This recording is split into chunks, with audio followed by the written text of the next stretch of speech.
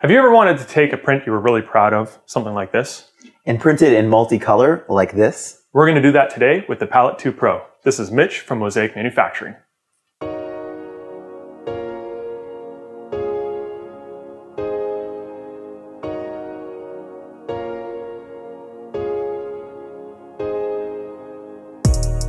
So Mitch, I have a lot of printers at home myself. I've seen a lot of models printed by our customers, by myself. A lot of them get painted afterwards to make them look kind of fancy like this. We'll just switch there. How do I get my prints to go from looking like that to this? Yeah, so what you're holding there is the multicolor version, and that's an example of a kidney model where of course color is important to show the different parts. And color can be important in engineering models like this one, in characters that we're all used to, where without color it kind of wouldn't be the real thing. Yeah. And color is really, really cool to let you print a wider variety of objects. And then multi-material is cool as well, like soluble. And you can actually do all of this on the printer that you already have. Yeah, I don't need to have two different tool heads or two nozzles or anything like that. You actually don't. And that's why we created Palette. So Palette can let you do all of this on the printer you already have. And we'll dive into it and talk about exactly how that can happen. Perfect. I'm excited to see something come out of my printer that looks like something like this. So Mitch, what drove you guys or got you started to create something like the Palette? Yeah, so like I think a lot of people who own a 3D printer, my friends were coming to me asking me to print things for them. So I started a website and I would 3D print things, and it went from friend projects to other students and small businesses, and time again they would say, okay, here's the part, I need it in color. And I had to say, you can't, this is what you can do. You don't paint? You're not an artist? Neither am I, so don't worry. I tried to paint it, because one customer one time, they said, I'll pay you 10 times as much, I need it to be in color. Sure. There was no good way, and it seemed so obvious to me, and the co-founders of Mosaic, that multicolor printing was really important. Yet it seemed that there was kind of dual extruders out there, never really took off. It was always limited to 2. Painting was really hard for most people. It felt like there needed to be a solution. Right. Turned out to be a really challenging problem to solve. That's why it took a really long time. It's been about 5 years now, but we're super proud of where we are with the Palette product and the Canvas software, which I'm really excited to talk to you about. And now we are truly at that point where we didn't make a printer, but we made an accessory so that you can upgrade your printer to print in color, meaning that it can be used by so many different people, and now it's used in, I think, 90 countries around the world. Wow. So it's crazy to look back and think about where that all started. And the adoption has been fantastic. And for good reason. I mean, I'm actually very impressed with what I see here so far. So I'm excited to unbox this and see what it takes to convert my printer into multi-material and multicolor. Awesome, let's jump in. All right. Okay, so we open up Palette here. We have our instruction manual. By the way, this is the Palette 2 Pro. It's 2 models of Palette. We're starting with the Pro here. So what is the key difference between the Pro and the regular Palette 2? So let me show you. The Palette 2 Pro is meant for more of a professional audience. It can print a little bit faster, 20% faster, thanks to the Splice Core Pro, which is inside. Okay. So it's 20% faster. It comes with a 2-year warranty instead of the 1-year warranty with Palette 2. It also comes with a ton of spare parts, which we'll get through, whereas they're available online for Palette 2 users. But with the Pro, it comes with it already. So more spare parts, 20% faster splicing, and double the warranty. Nice. So for someone like me that's going to run this 24/7 almost, that would probably be a good choice for me. The Pro would probably make sense, yes. So we take the Palette out, and if you feel it, a lot of people are surprised how it's pretty hefty. It's made of lead. Yeah, fully lead. No, lead. it's very, very solid for sure. If you slide the stand in the back there, you got it. You got it. So within Palette, you can see that everything is nice and in a plane. There's clear covers, so it's really intuitive. You can see all of the filament paths. It'll become clearer once we load filament into it. To show you the basic parts here, there's an entrance for 4 different filaments. They then can come up. This is a rotary cutter, which will actually slice the filament. The splice core here will splice the filaments together to create a single strand, which will feed up around here and go to your printer. So it's just a single filament that's going to your printer, the same way your printer is designed to pull in, a black or a blue filament, but now it'll be a 4-color or 4-material filament, which will feed in, and that's again what lets your printer go from single color to multicolor. And my printer doesn't even know the difference. It just sees one filament coming in. We're tricking your printer into printing in color. Right on. The nice thing there too is that the quality remains the same. There's no degradation, there's no extra nozzles or calibration. You're still printing from a single nozzle like your printer was designed to do. Perfect. Yeah. Awesome. So Palette comes in the box. That's probably the most important part, but it comes with a few other things as well, one of which being a spool holder. So you're now getting 4 different filaments, and there's not an easy way to hold that normally. So let's go ahead and set that up. There's 2 end caps there, and then you'll put these rods, one in there, another one there as well. The other side can go on. Pretty simple. Yep. I've built a printer. I'm pretty sure I can build this. There you go. And then we'll put the 4 filaments on this one. Rest it on top. Exactly. Right. So that's the spool holder. It comes with 3 different tubes, depending on which printer you're using. By the way, what printer are we going to use today? So I think we're going to use a CR10S Pro. Okay. Yeah, so 1.75 millimeter filament, which is probably the different tubes, yeah, for the different filament size? Actually, so Palette is only 1.75 millimeter. Okay. If your printer uses 285, then we sell some adapters to go to 175. Okay. But Palette uses 1.75. So there's a small, a medium, and a large tube. Because the CR10S Pro is Bowden, we're going to just use the short tube because it only needs to travel from Palette over to the Bowden tube just as it goes up and down. But if we were using a larger printer that had a print head which was moving around, Like Core XY or something? exactly, we'd opt for a larger tube. Sure. Yeah. Awesome. And then here is all of our power supply, our spare parts. So if we take a quick look, there's our power supply. We'll have to get some power for that. Sure.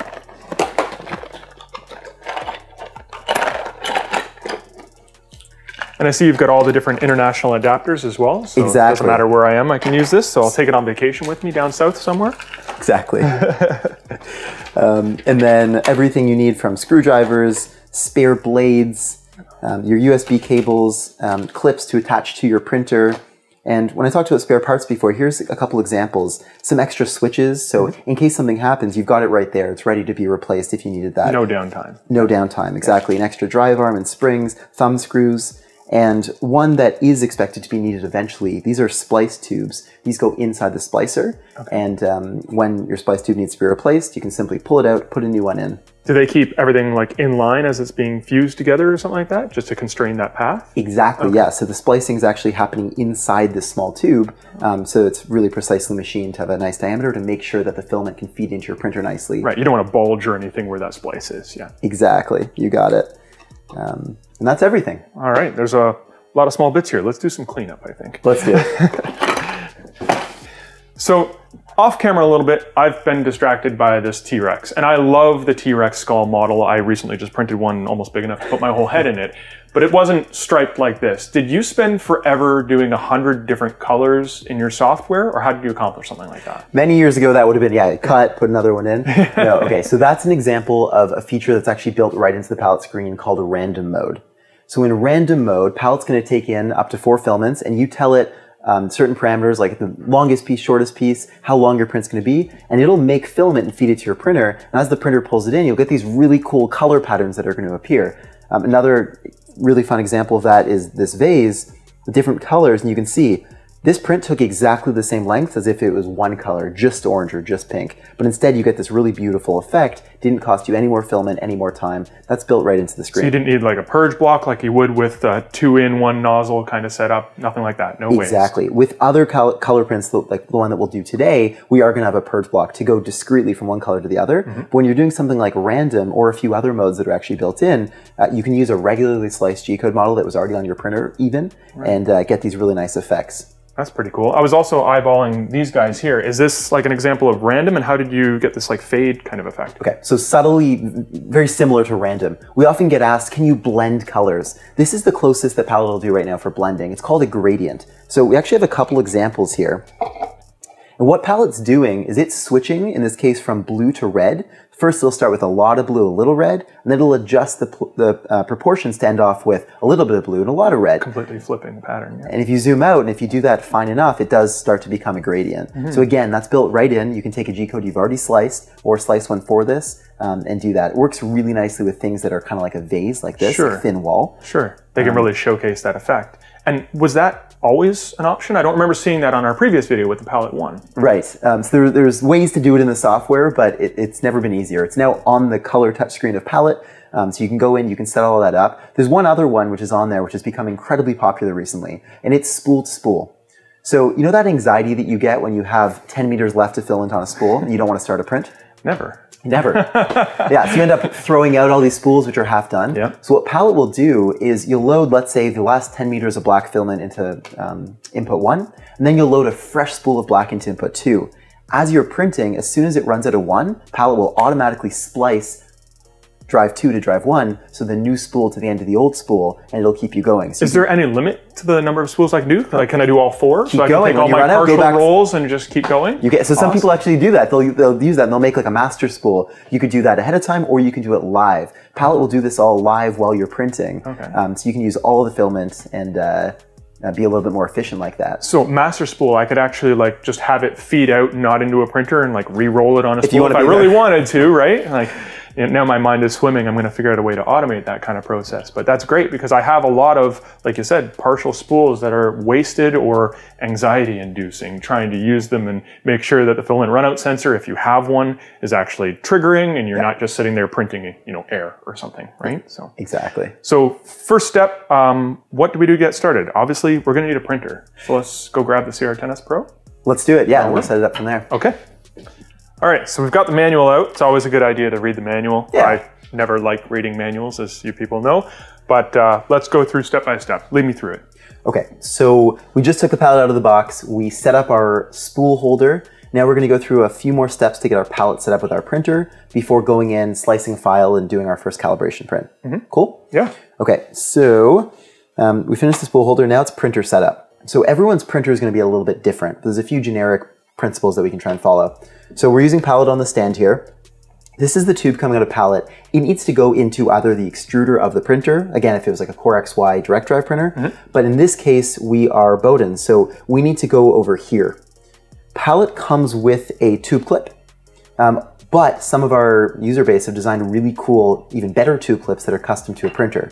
And so, some movie magic, thank you for printing this one earlier. You're welcome. We now have one for the CR10S Pro. And we'll link to this in the description of the video down below. Yeah. So this just clips onto the filament runout sensor? You got it. And again, there's tons of those on Thingiverse, so worth searching whatever printer you have for a Palette 2 tube clip, or using the one that came with Palette, which is pretty good as well. There we go. Awesome. Okay. Sweet. So that's where this tube from Palette is going to clip into. And we're going to actually detach that and attach it as we set up a print. So for now, we'll leave it out. And now if you want to actually go and turn Palette on, so the switch is on the right here, and the screen will say welcome. So if you hit next there, it's going to ask you what tube length you're using. And we're using the small tube, again, because this is a Bowden printer. So if you hit small, and now it is welcoming us again, finish, and we're completely ready to go. That's it, 3 buttons. That's it. The very final step, this one's pretty complicated. We're gonna put the SD card into Palette. Okay. I'll let you do the honors. Sure. That just goes in the top here. I like that you included a full-size SD slot. That's very nice. Yeah. I am personally sick of adapters and USB sticks and whatnot. So...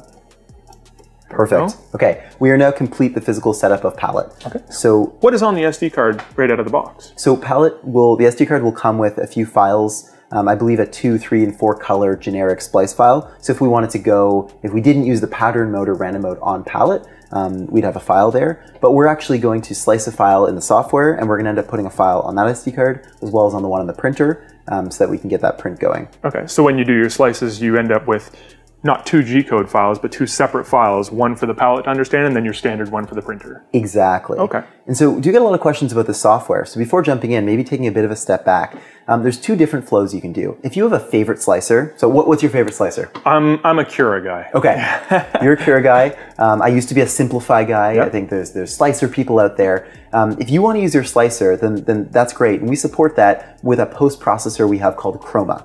So the workflow is you'll slice in Cura, you'll bring it into Chroma, and then that'll create the 2 files for you. And for a lot of people, that's awesome. But for a lot more people, they ask for just a single, simple experience. And so we created a software called Canvas. It's cloud-based, which means you can log into it in the internet browser. It's free to use, and it's just a really simple experience. So for the purpose of what we're going to do today, let's make you an account. Let's use Canvas. But just so you know, you're not locked into that. You can use whatever you want. Right. I might be comfortable with the printer profile I've spent a long time developing for multiple machines that I have. And do you kind of have the same type of process in your cloud offering where you set up a printer profile and a slicing profile and that kind of stuff? Yeah. I'm sure we'll see that in a few minutes. I'm getting ahead of myself. But no, glad you asked, because that's, I feel that as well. You spent so long in your slicer, you have your profile. So it's one of my favorite early tools in Canvas is the ability to take a profile from Simplify or Slicer, bring it in, and it'll automatically generate a Canvas profile based on your profile. But no Cura. Not Cura yet. Yet. But for you, what we do have is a bunch of presets. Okay. So I think there's already a good number of presets. I think there's a few Creality ones, and that continues to grow as the user base of Canvas is growing. So ideally, you come in, look what printer you have as a preset for you, and we'll get there. But, and I mean, I'd also be able to take my settings in my slicer and extrapolate them to the equivalent settings, I'm sure, in yours, and build my own profile from scratch. That wouldn't be a problem. Of course. Great. So why don't we jump right into that? Okay, let's go. Okay, so we're in Chrome here. We are going to go over to canvas3d.io. Okay. And Jason, I'm going to ask you to log in here. So we'll register. You can create a free account. All right. So let's go. While you're doing that, you're doing this on a laptop right now. You could also do this on your cell phone, on an iPad, on a tablet. If there's a web browser, you can do it. Nice. Which is new. All right, so registering. All right, so I've got an account, and where should I start here? Okay, so here we are in Canvas. In Canvas, we sort things by project. So we're going to go ahead and create a new project, and that project is going to be the calibration print. All right. Perfect. Oh, we don't even have a printer profile. We need to add a printer profile. Okay, so let's go add a printer profile. So add printer profile, new printer profile. And like we were saying before, we can choose from a printer preset, import from a different slicer, like from Simplify or Slicer, or start from a blank profile. In this case, we're going to use a Creality. So let's look in here at the printer presets. Even if we have one for like a CR10S, we'd be able to modify it if we need. Yeah. Okay, so we have a CR10S. Yeah. Perfect. Okay, so next we'll go in and we are going to set up with a Palette 2 Pro in accessory mode. So we could be using a Canvas hub. And what a Canvas hub will let us do is save all these steps with SD cards. It'll let us control it remotely, running through Octoprint. We can preview what's going on with the printer and all that. But for today, let's set it up in accessory mode, and maybe we can cover with the Canvas hub another time. Okay. So versus connected. So save. So here we are. We have a style set up here of fast, which is going to be sort of, it looks like the basic 20% infill. And we can go ahead and create different styles in the future, which are basically collections of settings as quick presets. Okay. So this is the CR10S. There's some things we might want to change to make it compatible. So if we edit printer, I think you said in firmware there might be something, or sorry, in sequences. So starting G code. Oh, okay. They call them sequences. So it's already got it here, actually, G29, and we're equipped with auto bed leveling. So that's really fine. We can keep the rest of the defaults, I'm sure. Awesome. Okay. So save. Okay, so now that we have the printer, let's go create a project. So I'm going to go new project, and here's our workspace. This will feel familiar from other slicers. And one of the first things we'll want to do is bring in a model. So normally you bring in whatever model you want, but what we're going to do as a first step is calibrate Palette to your printer. So as similar as printers may be, it turns out that printers all have their own signatures, their own ways that they use filament, and we're going to want to teach Palette about the way that your printer consumes filament at a really precise level so that in future prints it can do a better job. And Palette is self-learning actually in that way. But we need to start with a simple print, and what we recommend is a calibration keychain. We provide this file on Thingiverse. So we're going to bring in the files. We can bring in a single color model or a multicolor model. For this keychain, we're going to bring in a multi-material model. Okay. I'm going to select the calibration keychain here. Bring in both models, and here we go. And so this is where like a single model has already been pre-cut into a couple pieces? Exactly. Okay. Yeah, so that's traditionally how multicolor printing has been done. There's one STL for each group of colors. Yeah, that's what I saw in my CRX video. I think it was like a vase that was pre-sliced into two parts. Exactly. Okay. So quick tour of Canvas. Over here we have our object browser. So we see here the two objects. We can hide them, edit their name, delete them. Up here is settings. Here's where we've got all of our different settings, extrusion, infill, you name it. And on the left here, here's some new tools. So each of these colors is representing the colors that we'll print with, depending on what filaments you're using. So this red, if I was instead using a purple filament, I can change the color. I can even go in and choose a very specific tone and transparency to represent the filaments that I'm actually using. Okay. I can move things around, resize, all of the things that you're used to.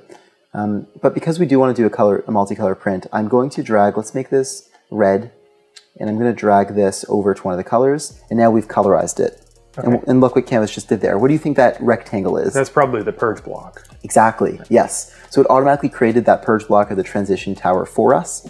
And yeah. When you dragged red across, was it coloring one of the two STLs entirely in red? It was, exactly. So this is more of a colorizing. This isn't quite painting. I do want to show you painting after, because that is a really exciting new feature that we released in Canvas recently. Okay. But yeah, we were able to just drag the color across, and by selecting, we could make this one yellow. But for this print, we're just going to do a 2-color calibration keychain. That's all we need for Palette to learn about how your printer prints and get it all calibrated for future, more complicated prints. Okay. So now that we've got this in here, all we really need to do is hit slice. Let's make sure that our settings look okay. 215 degrees. Do you think that'll be fine for the CO10S Pro? Yeah, 215 should be fine. We're running neat filament. It won't be too hot. Awesome. Okay, so save, and now let's slice. So this slice is actually taking place in the cloud. We've got the power of the cloud doing that for us. So it just sliced it. We're now downloading the G-code, looking at a preview here. So we can see that that looks reasonable. We see the multicolor preview with the transition tower there. We have the summary diagnostics on the left, and we're good to go. So if we weren't talking through all the details, that would have been about 15 seconds. Sure, yeah, it's very responsive. That's actually surprising coming from Cura. Yeah, so we're all done. Now we're going to hit download. And you're going to see what happens when we download. If I open up this zip here, there's going to be 2 files. So where's the multicolor keychain? So here we go. We have the G-code, which is what you're used to. That's going to go to your printer. And then we have this new thing called the MAF. And that's the file that's going to go to Palette. That's how Palette knows exactly what color needs to go where. So let's go ahead. Let's put the MAF file on Palette's SD card. Let's put the G-code on the printer's SD card. Okay. And then let's go set this print up. Sounds great. Okay, so we have the 2 files that we sliced. So we put the MAF file on the Palette on this SD card and the G-code on the printer. So now we're ready to get started. We're going to want to do this right, so it's important to follow the instructions that Palette gives you really carefully. Okay. Because if we get calibration right, we're fine and we're printing a bunch of stuff. So if you want to go into Palette and turn it on first, and then the big button is Start a Print. And so it went over to Canvas, which would be pulling files from a Canvas hub. We didn't use one, so if you click the SD card, it's going to load up the files from the SD card. There should just be one. And when it pops up, you can click that file. Okay, so that's the keychain. Yep. It says initializing. Okay, so Palette's doing its thing, clearing out any filament, getting ready to go. And then I believe it's going to ask us to load filaments. It'll actually tell us which color to load where. Oh, okay. And it's reading those colors from that file. Okay. Exactly, whatever you chose in Canvas. So this is the first time I've used it. Process will start a print. I'm going to hit next. So it says clear the output, remove the tube, and pull out any filaments. So this is a good thing to do. This is our first print, so there's nothing in there. Right. But it'll always ask you to make sure there's nothing in there, so we're good. Okay. So we're finished with that. Yep. It says insert the blue into input 1, and it's blinking. I was about to say, which one's input 1? It's pretty obvious. So as you do that, I'll explain. You'll want a relatively smooth path for your filament, as with your normal 3D printer, to make sure the filament isn't going over any crazy bends or anything. So this should be pretty reasonable coming up onto the table. Those cutters? Absolutely. Do my normal 45 kind of thing. Should we cut them on 45? With Palette, you know, just 90. 90 flush. Okay. Yep. Perfect. Right. And where does it go in? I feel like a noob. Right there, yeah. If the top cover was on, it'd be a little bit more intuitive. You got it. There we go. And now it grabbed it. So it's actually homing the front of that filament, figuring out exactly where it is. And when it's done that, it's going to ask you for the second filament. Okay. Oh, and it came all the way right up to here and then backed out a little bit. Exactly. So now input red in number 2.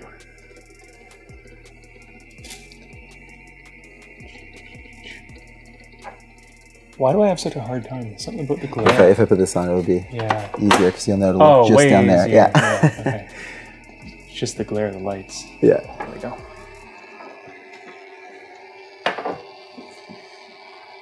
So if you were doing a 4-color print, it would ask for all 4 colors, but it was just 2. So now the 2 are loaded in. And what Palette's going to do is it's going to make enough filament to come all the way through Palette and up through this tube so that we can load it into the printer. Right.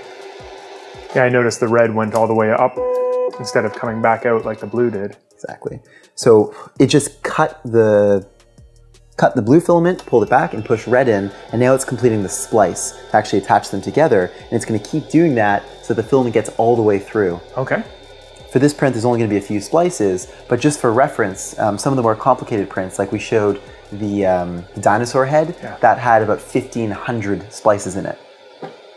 Holy.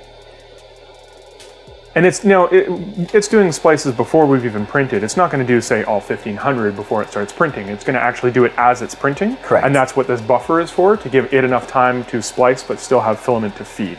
You got it, yeah. Okay. So this buffer region allows the printer to pull really fast for a second without Palette needing to keep up. So it decouples the speeds. And like we talked about before, the aluminum splice core here is able to splice 20% faster. Right. So that translates not perfectly into 20% faster printing, but it will make the printing faster with the Palette 2 Pro because it splices faster. Sure. It makes that buffer go a little further, if you will, because it doesn't need to wait as long. Yeah.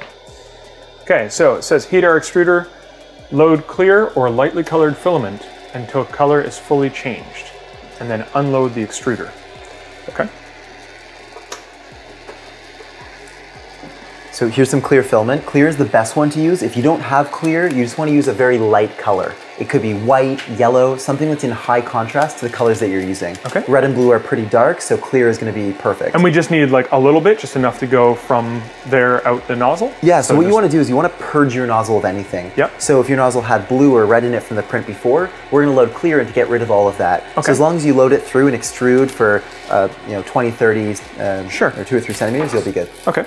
So I'm just going to cut off, say, 1.5 meters or something. Perfect, because this is a Bowden tube, so we'll need a bit more. Yep. Yeah. Should be more than enough. Perfect. And then just load this in as I normally would. Let's heat it up. All right, we're finally up to temperature. So I'm just going to feed this in as if I was trying to purge my nozzle like normal, right? Exactly. So let's raise the nozzle off the bed a little bit. There we go. And under refuel, there we go. So they have a refuel menu. So I'll just load it in here. This will make it a little bit trickier to feed just because we're somewhat blind. Right. There we go. Okay, and then feed.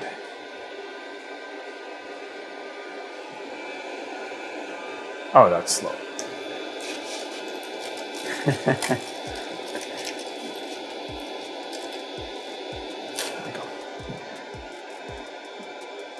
So it's a good thing we're doing this. Looks like we had white in there. Ah, from their endurance test at the factory.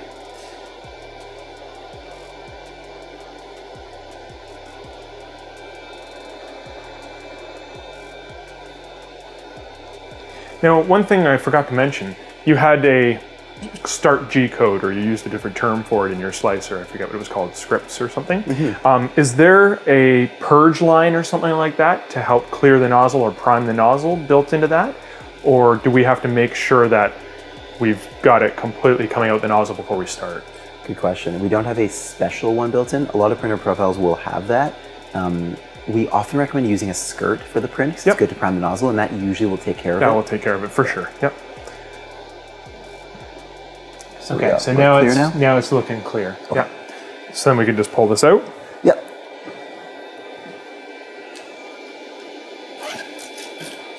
Just for those of you at home, I'm pushing on the extruder lever so that the gears aren't driving the filament or holding onto the filament, and then just yanking it out.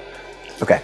So you just purged clear through, so we can be sure that that nozzle is just full of clear filament right now? Correct. And while you're doing that, Palette finish. So see, Palette made just enough filament to come to the end there. Yeah. So want to see something fun? Yeah. If you take this and you pull the filament a little bit, just like a centimeter, Palette will make more. A little more, a little more, a little more. You keep pulling. There we go. So as you pull, it's going to keep making more. It's following the printer as it pulls. Yeah, that's cool. Yeah. Okay. Okay, so before we do it, I want to explain to you what you're doing right now, because then it'll be more intuitive. Yes. Here's the front of the filament. We need to get that right to the tip of the nozzle. Mm-hmm. That's why we have the clear there. So we're going to load this in, and we're going to very slowly jog it to the end of the nozzle until exactly when we see red. If you see any hint of red, you know it's there, and we're going to tell Palette, it's done. Okay. That's loading in what we call the loading offset. It's telling Palette the distance from here right to your nozzle. Okay. And that's one of 2 pieces of information it needs when I say it's learning about your printer. The loading offset as well as the print extrusion amount, which it's going to get from completing the keychain. Okay, so if I change something like the length of my Bowden tube, for example, then I would want to go through this process again so that it's aware of how long that path is? Very good point, yes. Usually that's something that doesn't change, but if you were to use a different bracket here, change the tube length of your palette, change the Bowden length, you will want to factory reset, delete that profile on palette, and create a new one. Okay. Okay? Yep. So what I'll ask you to do is you'll feed this into your printer the way you normally would, okay, and then you're going to clip this into the tube clip. Okay. It's really important that you do that because we need the length to represent what our actual length is during printing. So you'll want to make sure you feel that this actually clipped into the tube clip and that this part is clipped into palette. Great. So I heard a satisfying click when you put that in there. And in this particular bracket, they've left a space for one of these little rubber bushings that will grab onto the tip of this tube to make sure that it's secure. The palette actually comes with extra ones for that purpose. So it's good that we have that in there. We do need to make sure that this is very straight, yeah, because we are a little bit blind here.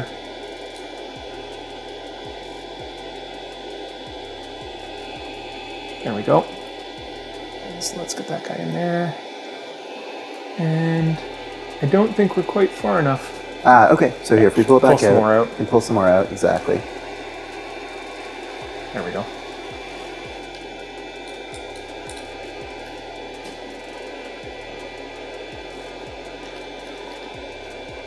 All right, so at least the drive gears are now grabbing the filament. Perfect. So then I can just use the on-screen menus to load it in. Yeah, so we'll want to make sure that you have the ability to cancel the moment you see that red. So does it have a button that says stop? It doesn't on this screen. Okay. So, and unfortunately this isn't clear, It's so not we clear. can't also see where it is. So we'll know as soon as we start to see some of that clear that was left in the nozzle coming out. Right, I'm going to go at 10 millimeters at a time. Okay, perfect, yeah. There is a previous screen, there is disable stepper. Perfect. So, or disable motor, so I'll use that.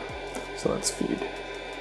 Yeah. This is one of those things, even if it takes you 3, 4, or 5 minutes, it's worth being incredibly patient because again, getting this right is going to set you up for success. If this is wrong, you'll have some issues where the color isn't in the right spot, and reach out to our CS team or 3D Printing Canada. You know, of course we can help people out, but it's worth it to be patient and get this right and set yourself up for success. And lucky for us, it's feeding super slow, so I'll have plenty of time to hit cancel. Yes.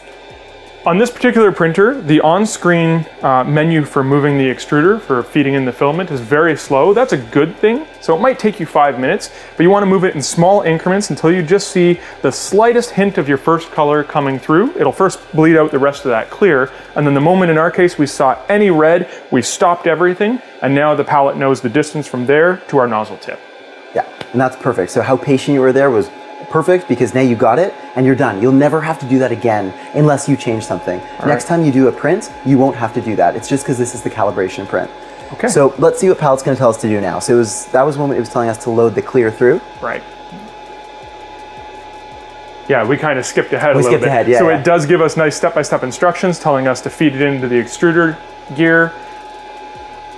We had to attach the clip. Slowly, we did that. So now we've fed the filament through slowly. We see the color coming out. We stopped immediately when the color appeared. And now it says we can hit save or back to review the instructions. So let's hit save. Perfect. It says we're ready. We're ready. So if you hit OK or next there, then it'll tell us to basically start the print. So we've done everything we had to do on setting up the palette. And that's how the workflow will normally go. You'll make the filament in the palette, and then you'll start the print. So it's telling us start the print, so we can go ahead and do that. Okay. And so as you do that, the printer is going to print out the keychain, and Palette has a really sensitive encoder in it that's going to basically watch the filament as it's pulled in by the printer and tune itself based on any inconsistencies in the printer's extrusion. And that's one thing it's learning as it calibrates. In the future, printing will keep getting better.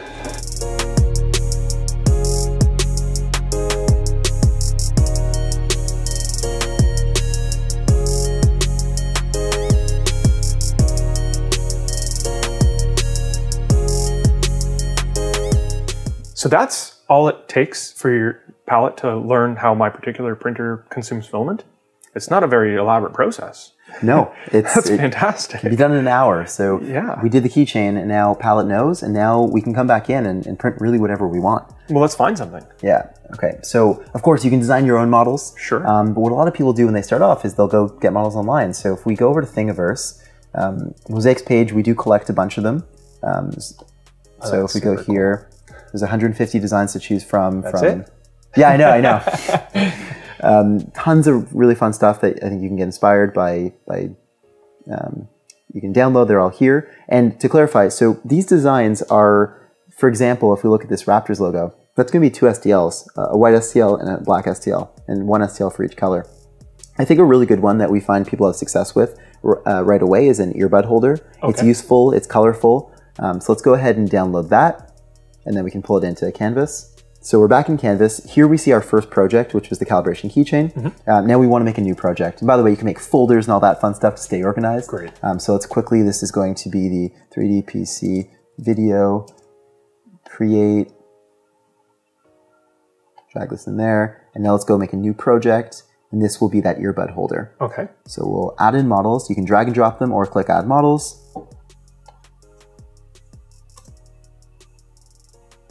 So this one's actually 4 separate models? Yes. Okay.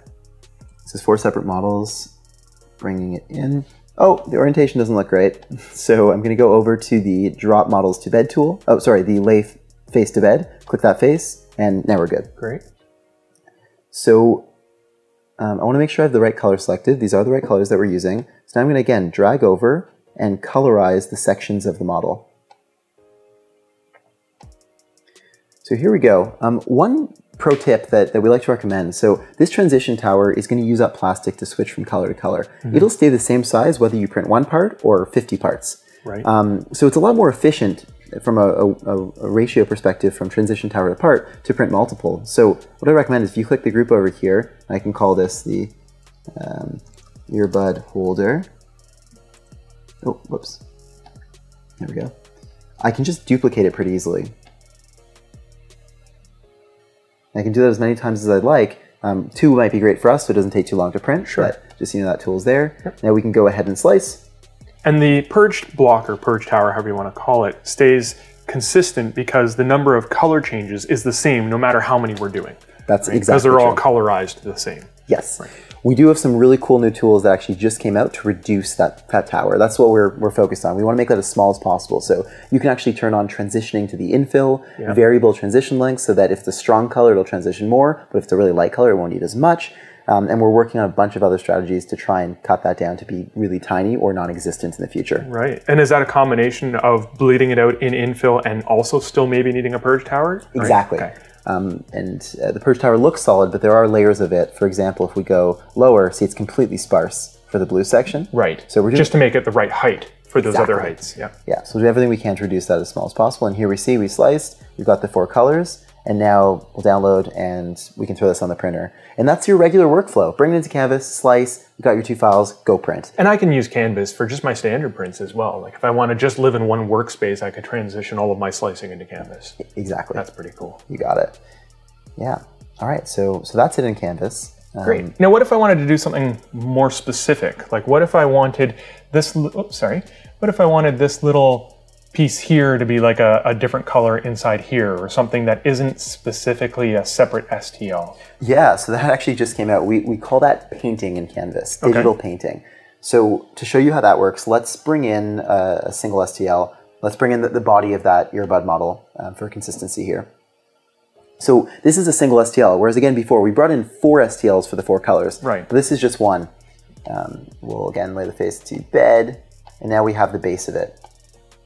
So now I'm going to click the model, and at the bottom right here it says paint selected. So we're going to go into a painting view, and this is personally my favorite. This is super cool. So I can paint by triangles. So I'm going to go to red, and with this triangle tool, I can paint a specific triangle. Okay. Or I can grab a paintbrush here and come in and paint everything that's in my paintbrush.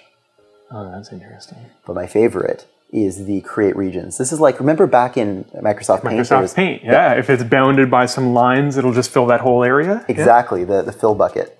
So I'm going to go over here, create regions, and I'm going to create regions. And it's analyzing the model, looking for regions that I probably want to color. Edges and faces and whatnot. Yeah. You got it. So I went over to green, and boom, it automatically found that. That's the kind of painting I can do. And even I can do this. Yeah, makes it a lot easier. Sometimes it'll do wonky things, but hey, this came out really nicely. So hey, that's actually a pretty, I would argue that's actually cooler looking than the original one. So we just painted it, but the real magic happens when we actually hit slice.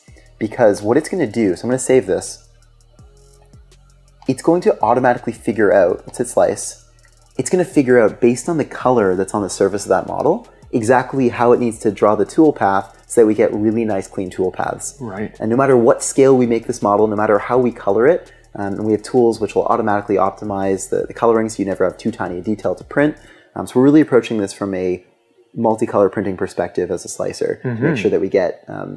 rather than that being an afterthought or a bolt-on, that's at the core of the functionality. Exactly. Yeah. So if we take a look, see what it did. It put the colors on the top there. Now as we start going in, see what it did here where it draws... It even split it in half. Exactly. Inner wall versus outer wall. Because it just cares about what you see on the outside. Right. So we've got the red on the outside and then blue on the inside. And it figured that out on each layer. That's really cool. Yeah. So now you can think about any model that you would want to add color to. It's that easy. So instead of having 1,000 color models on Thingiverse, which you could print before, now any model you make or any model you can find, you can pretty quickly colorize and then kind of share with your friends. Speaking of which... perfect timing because we've got Halloween coming up. Yes. I'm making my daughter a Halloween costume. This is going to be way better than me kind of trying to spray paint or my shaky hand with a paintbrush. Exactly. Last thing I want to show you here is sharing. This is kind of new in a slicer. We're all used to this with documents in Microsoft Word and Google Drive. I just made this earbud colored model and I want to share this with you. So I click the project, actually first maybe drag it into my folder, click the project, click share over here. I'm going to share the models and the printer with you. I'm going to create a link and now all I need to do is send this to you. And you'll load this up, it'll automatically come into your Canvas account. So if you want to share something over social media, share it over email, you no longer need to download STLs, that's awesome. Printer profiles, all of that. You can recreate my exact project in your Canvas account. So when you share this, can we collaborate on that project? Like, is this share as in a view only and you can go ahead and print it? Or can you do your own colorization and then send it back to me? Or are we working off the same file? Right. So for now, it's not quite like Onshape where we're working on the same file together. Okay. And when I send it to you, it's going to lock and you're going to get what I have and you can make your own changes and they won't come back to me. And if you make a change, sorry to cut you off, if you make a change, do I see that immediately in real time in my shared version? I would have to push that to you. Okay. So you push for privacy reasons, when you share something, it gets locked as what you shared. And then I could reshare with you an updated version. In the future, though, there has been some requests, actually a lot of requests for that collaboration, which can be quite cool. But what I think is really powerful here is that, again, there's 1,000 models in Thingiverse which are already multicolor. If I go and do the 1,001st one, I can paint it and then share that back to Thingiverse and share it with everyone. So pretty quickly, if you think about it, the world of models is going to transition from single color to multicolor, creating a lot richer content for people to be printing. For sure, that's awesome. Now, if someone creates something painted, can someone with a non-multicolor system still print that without using the palette-specific file? Just load the normal G-code with their single tool head? Good question. I think the answer is yes, because it wouldn't have a palette associated with their Canvas accounts. They'd come in, they could either just get rid of the colors or make all of the extruders the same color, and I believe they would be able to print it, because the STL is the same, the file is the same. Sure. Yeah. Cool. Awesome. My mind is already racing on ways that I can leverage this in my workflows. Awesome. Well, you now have this Canvas account, so you can move forward with it. All right, so we have the earbud case printing in the other room. We went through our keychain print, and now we just have to wait. Nice. And once we've done the keychain print, I didn't have to do that whole guesswork with feeding in the filament slowly because it knew exactly how long it was from the extruder to the tip or from the palette to the tip. So it would actually guide me and say, put it in 42 more millimeters, and I could actually punch in 42 and hit go. That was fantastic. It just got easier after the first 40-minute or so calibration print. Yeah. That's so awesome. Exactly. Once you took the time to calibrate it properly, you're in good shape. And that was on that printer, but let me guess, you have more than one printer? A few, yeah. Yeah, so you can actually move your palette from printer to printer really quickly. So let's say you want to calibrate your Prusa or your CrateBot or another quality printer. In Canvas, you'll create a new printer, you'll set it up with Palette once, and then you're good to go again. And as you switch from printer to printer, Palette will actually know which printer you're on, and it'll remember those settings. So really, you calibrate once, and then you're good to go with that printer. Right, because in Canvas, I've chosen the printer, and it knows the length because I've already done the calibration. So it says, oh, that CR10S is X number of millimeters. That's great. So I just have to do a keychain on every single one of my printers. Exactly, but no need to buy a new printer, add a quad extruder or anything. Yeah. Palette is that for any printer you have that uses 1.75 millimeter filament and can slice with the slicers we talked about. That's fantastic. So now I have a new slicer to learn and a whole new set of skills to explore. So let's get out of here. Thanks for watching. That's a lot to take in. I hope you found all of this useful. Thank you very much for coming down. You're just down here in Toronto. You're not that far from us, so it's fantastic. We're very fortunate to be able to have you come here. Thanks for watching, and remember to like and subscribe and ring that bell to get notified when we upload more videos like multi-material and multicolor printing with the Palette Pro 2.